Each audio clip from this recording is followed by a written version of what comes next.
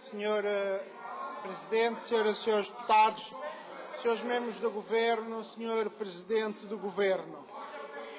Há 15 dias, os diretores do Cesaram, que Vossa Excelência nomeou, demitiram-se e aquele que foi considerado o porta-voz do grupo disse, e vou passar a citar: o Cesaram não tem sido capaz de evitar que os doentes fiquem em risco.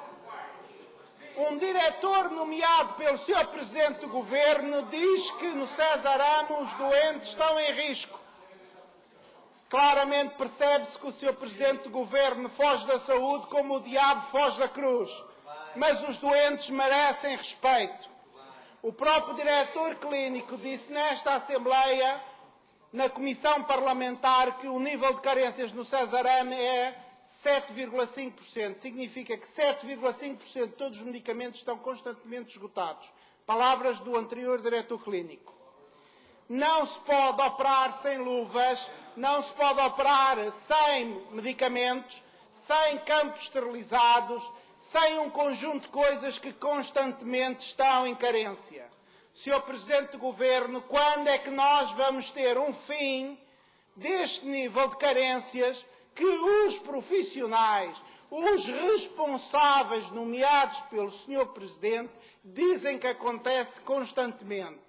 Mas a promiscuidade entre o setor público e privado nunca foi tão grande como agora, como é manifesto com o programa de recuperação de lista de espera, que eu mesmo tive a oportunidade de avisar na quinta vigia o Sr. Presidente que não tinha autorregulação e o resultado está aí com a falência do mesmo programa.